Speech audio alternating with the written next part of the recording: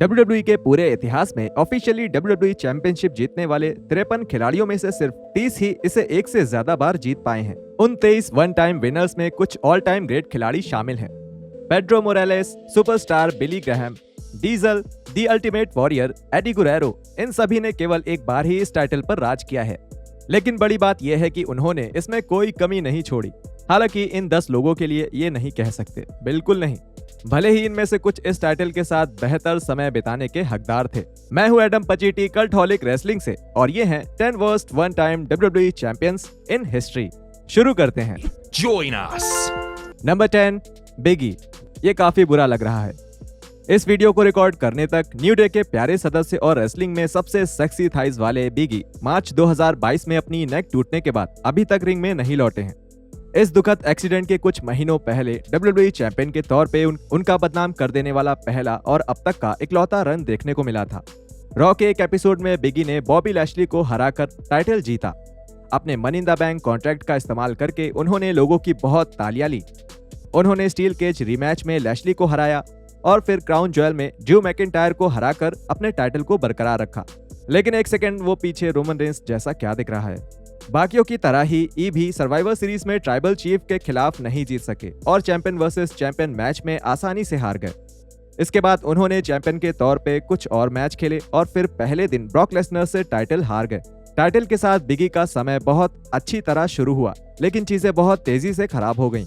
उन्हें हमेशा ऐसा महसूस होता था कि वो कम महत्वपूर्ण खिलाड़ी हैं और WWE के बड़े प्लान के लिए आखिर वो चैंपियनशिप हार गए। उम्मीद करते हैं कि एक दिन उन्हें गोल्ड जीतने का एक और मौका मिलेगा। हम तुमसे प्यार करते हैं ई। Number 9, sergeant slaughter. ये पता चलने से पहले कि उन्होंने अपने मिलिट्री करियर के बारे में लोगों को जो कुछ भी बताया था वो सरासर झूठ था। सार्जेंट स्लॉटर रेसलिंग कम्युनिटी के एक महान खिलाड़ी थे जिनका बहुत सम्मान किया जाता था। अपने अच्छे समय के दौरान वो AWA, NWA और WWE में बहुत बड़े स्टार थे और उन्होंने अपने ऑल अमेरिकन पर्सोना और लोगों को मैगट्स कहने की स्टाइल से फैंस का दिल जीत लिया। विंस मैकमैन की कंपनी के लिए उनका एकमात्र टाइटल उन्हें सद्दाम हुसैन के कारण मिला था। जैसे जैसे सच में चल रही गल्फ वॉर आगे बढ़ी, स्लॉटर अमेरिका को सपोर्ट करने के बदले इराक को सपोर्ट करने लगे। WWE ने इस कहानी से हो रहे विवाद का फायदा उठाने के लिए 1991 के रॉयल रंबल में सार्जेंट को WWE चैंपियन दी अल्टीमेट वॉरियर के खिलाफ जीतने का मौका दे दिया। ऐसा केवल हल्क होगन को रेसलमेनिया 7 में जीत दिलाने के लिए किया गया था, जिससे लोगों को अच्छा महसूस हो और ठीक वैसा ही हुआ। स्लॉटर सिर्फ 64 दिनों तक चैंपियन रहे और उस दौरान वो केवल 4 बार टीवी पर रेसलिंग करते नजर आए। चैंपियन के तौर पे कम समय बिताने के साथ साथ दो बड़े चैंपियंस के बीच टाइटल को सिर्फ एक हाथ से दूसरे हाथ पहुंचाने का काम मिलना, ये साफ दिखाता है कि WWE टॉप स्टार के तौर पे स्लॉटर की जगह उतनी ही अच्छी है जितनी तब थी जब वो एक मरीन थे। Number 8, dean Ambrose. AEW में खून बहाने और आगे ना बढ़ पाने से पहले जॉन मॉक्सली डीन एम्ब्रोज नाम के एक खतरनाक इंसान थे।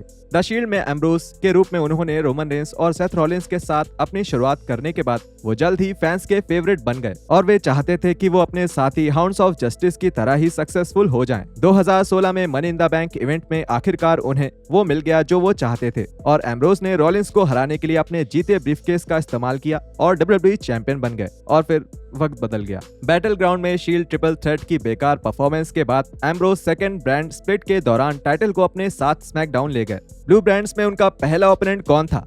Dolph Ziggler. मैं डॉल्फ ज़िगलर के खिलाफ नहीं हूं, लेकिन समरस्लैम में उनका मैच काफी बेकार था और द फिनोमिनल वन ने एम्ब्रोज को हरा दिया और उनसे आखिरकार वो टाइटल छीन लिया। चैंपियन के तौर पे 84 दिनों तक रहने के दौरान एम्ब्रोज कुछ खास नहीं कर सके। उनके मैच में कुछ दम नहीं था और उनके झगड़े उससे भी बदतर थे और वो हमेशा एक चैंपियन से ज्यादा अच्छा काम एक चैंपियन बनने की कोशिश करने वाले किरदार में करते हैं। ये कहना गलत नहीं होगा कि टोनी खान के साथ उनका समय इससे ज्यादा अच्छा रहा है।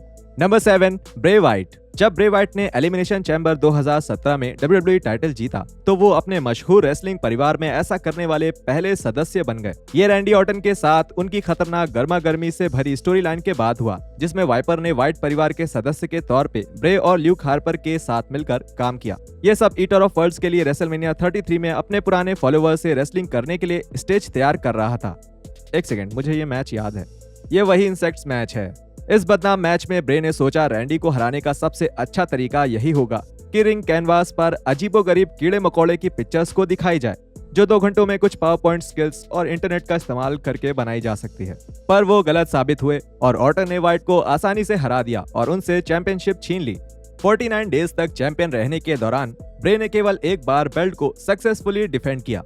चैंपियन के तौर पे उन्होंने अपना ज्यादातर समय रोने में बिताया क्योंकि रैंडी ने एक शेड जला दिया था, जो कि अपने आप में काफी कुछ बताता है। चलो, कम से कम 2 बार यूनिवर्सल चैंपियन के तौर पे उनका समय कहीं बेहतर था। अरे नहीं यार। नंबर 6, केन।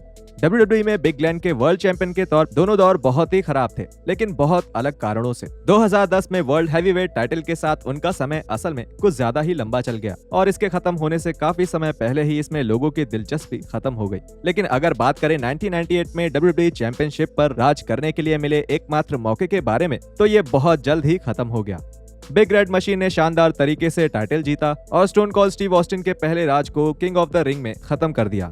भले ही ये फर्स्ट ब्लड मैच था जिसमें कोई भी बीच में घुस सकता था, लेकिन ये एटीट्यूड एरा था और उस समय यही होता था। ऑस्टिन को लगा कि उनके साथ नाइंसाफी हुई है, इसलिए उन्होंने अगली ही रात रॉ पर एक और रीमैच के लिए चुनौती दी।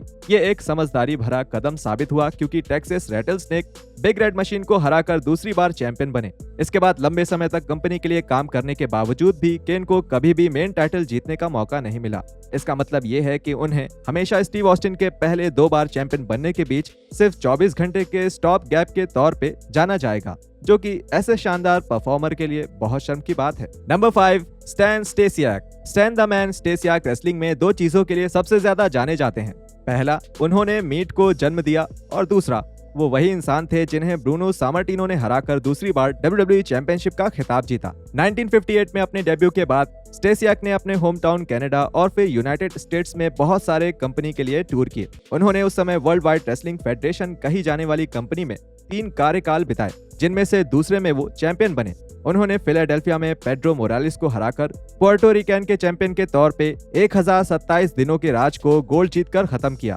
फिर 9 दिनों के बाद मैडिसन स्क्वायर गार्डन में उन्होंने सामार्टिनो का सामना किया और लिविंग लेजेंड से आसानी से हार गए। प्री हल्क होगन एरा के कम समय तक चैंपियंस रहने वाले सारे खिलाड़ियों में स्टेसियाक ने सबसे कम छाप छोड़ी। पहले थे बडी रॉजर्स। आइवन कोलोफ ने टाइटल के इतिहास का सबसे लंबा राज खत्म किया और आयरन शेक, वो तो किसी कीमत पर नहीं आने वाले हैं। मैं अपनी पीठ का बहुत ध्यान रखता हूँ। बदकिस्मती से स्टैन द मैन के लिए ये सब कुछ उतना अच्छा नहीं रहा, ये उन्हें भी पता था। एक बार उन्होंने कहा था कि चैंपियन के तौर पे उनके 9 दिन उनके जीवन के सबसे अच्छे दिन थे। सच कहूँ तो लिटिल शॉन को शायद ये सुनकर बहुत दुख हुआ होगा। नंबर 4, जिंदर महल। आपको पता था कि ये इस लिस्ट में आएंगे, बस ये पता नहीं था कि कब। कभी कभी आपको जिंदर के लिए बुरा लगता होगा। उन्हें चैंपियन की गद्दी पर सिर्फ इसलिए बैठा दिया गया ताकि उनके भारतीय होने का फायदा उठाया जा सके। उन्हें कोई एक्स्ट्रा ट्रेनिंग नहीं मिली, उनकी लड़ाइयाँ बेकार होती गईं और हर कोई उनसे नफरत करता था और इसमें उसकी कोई गलती नहीं थी। दूसरी ओर हमें जिंदर महल को WWE चैंपियन के तौर पे 5.5 महीने तक झेलना पड़ा। हाँ, ये पहले तो मजाकिया लगा, लेकिन जो बहुत जल्द ही फीका पड़ गया। सच कहूँ तो महल को जिस लेवल तक पहुंचा दिया गया, वो उस लेवल पर परफॉर्म करने के लायक नहीं थे। उनके मूव्स ज्यादा अच्छी नहीं थी, उनका कैरेक्टर ज्यादा ताकतवर नहीं था और उनके मैच भी अच्छी तरह से बुक नहीं हो रहे थे। WWE का यह सोचना कि पंजाबी प्रिजन मैच को वापस लाकर वो जिंदर को आगे बढ़ा सकते हैं, ये अपने आप में बताता है कि ये पूरा प्रोजेक्ट कितनी बुरी तरह से प्लान किया गया था। किसी भी कीमत पर उन्हें इतने सारे पेपर व्यूज के मेन इवेंट में नहीं शामिल करना चाहिए था। किसी भी कीमत पर उन्हें इतने सारे महान रेसलर्स के खिलाफ नहीं खड़ा करना चाहिए था। किसी भी कीमत पर शिंसुके नाकामुरा को महल के खिलाफ उनकी पहली मेन रोस्टर हार नहीं देनी चाहिए थी। जिंदर, सच में तुम बहुत अच्छे हो, लेकिन ये अच्छा समय नहीं था। Number 3, Vince McMahon. Vince McMahon senior ने अपने बेटे को रेसलिंग रिंग में ना उतरने के लिए वार्निंग दे दी थी। उम्मीद के मुताबिक विंस जूनियर ने 54 वर्ष की उम्र में अपना खुद का वर्ल्ड टाइटल जीतने का फैसला किया। अब क्या करेंगे पॉप्स?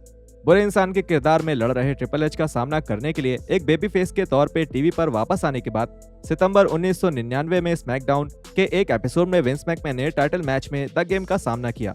अपने पुराने दुश्मन स्टोन कोल्ड की बड़ी मदद से विंस के बेजान शरीर को उनके होने वाले दामाद के ऊपर घसीटा गया और उनके असली बेटे ने 3 काउंट किया।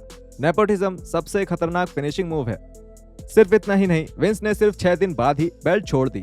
इसलिए उन्होंने न केवल चैंपियनशिप जीती, बल्कि इसे जीतने के लिए उन्हें कभी पिन भी नहीं किया गया। ये मैकमैन को उन गिने चुने लोगों के साथ खड़ा कर देता है जो WWE चैंपियन के तौर पे रहते हुए कभी नहीं हारे। जाहिर है ये सब बहुत मजाकिया लग सकता है, लेकिन ये रेसलिंग के सबसे बड़े पुरस्कार की कीमत भी बहुत ज्यादा गिरा देता है। खुशकिस्मती से WWE और विंस उस समय बदनामी से बच गए। Number 2, Andre the giant. जब एक शो के तौर पे रेसलिंग की बात आती है तो एंड्रे रूसोमॉफ जितना महान और चहीता शायद ही कोई और हो। 6 फुट 11 से लेकर 7 फुट 4 तक की पर्सनैलिटी वाले एंड्रे द जायंट वो खिलाड़ी थे जिनके सामने सब फीके पड़ जाते थे। 1970 और 1980 के दशक के दौरान उनका साइज और ताकत बहुत ही शानदार थी और उनकी एकदम अलग बनावट उन्हें दुनिया भर में एक मेगा स्टार बना दिया। अपने रेसलमेनिया 3 मेन इवेंट मैच को सेटअप करने के लिए द प्रिंसेस ब्राइड के स्टार हल्क होगन के साथ मुकाबला करते हुए हील बन गए और इस मैच का WWE की लंबी सफलता में बड़ा हाथ माना जाता है। लगभग 1 साल बाद होगन और आंड्रे एक बार फिर मेन इवेंट में आमने सामने आए। अब तक के सबसे ज्यादा देखे गए अमेरिकन प्रोफेशनल रेसलिंग मैच में आंड्रे ने कुछ बड़ी चालाकी करके हल्कस्टर को हराकर सभी को चौंका दिया और चैंपियन के तौर पे उनके 3 साल से ज्यादा लंबे राज को खत्म कर दिया। और फिर उसके लगभग 30 सेकंड्स के बाद उन्होंने वो बेल्ट टेड डिबियासी को बेच दी। अगर ये एक चीज ना होती तो आंड्रे शायद इस लिस्ट में होते ही नहीं। उन्होंने जो किया और जैसा किया वो ऐतिहासिक था, लेकिन एक चैंपियन के तौर पे ये एक बेवकूफी थी। 1 मिनट से भी कम समय के लिए टाइटल को अपने पास रखना। Number 1, Rey Mysterio. दूसरा इंसान जिसने एक दिन से भी कम समय के लिए WWE टाइटल अपने पास रखा वो एंड्रे से कई मायनों में बिल्कुल उलट है। छोटे से रे मिस्टीरियो ने अपने छोटे होने की समस्या को पीछे छोड़ दिया और WWE में 2 बार वर्ल्ड हैवीवेट चैंपियनशिप जीत गए। उन्होंने WWE चैंपियनशिप भी जीती, लेकिन वो इसके बारे में बात नहीं करना पसंद करते हैं।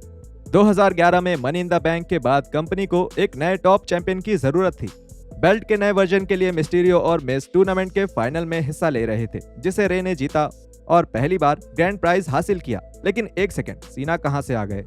बिग मैच जॉन ने रे से पता नहीं किस बात का बदला लिया और इस ल्यूचाडोर को तुरंत ही टाइटल के लिए चुनौती दे दी। सीना ने इसके बाद पहले से ही थके हुए मिस्टीरियो को हराकर अपनी 9वीं WWE चैंपियनशिप जीती और रे के सपनों को छोटे छोटे टुकड़ों में तोड़ दिया। मेरा मतलब है कम से कम एंड्रे को होगन के टाइटल पर इतने लंबे समय से चले आ रहे राज को खत्म करने और पूरे रेसलमेनिया 4 को सेटअप करने का सम्मान मिला। और मिस्टीरियो ने सिर्फ ये दिखाया कि वो कितने मूर्ख हैं और एक तरह से जॉन सीना ने दिखाया कि वो कितने बेईमान हैं।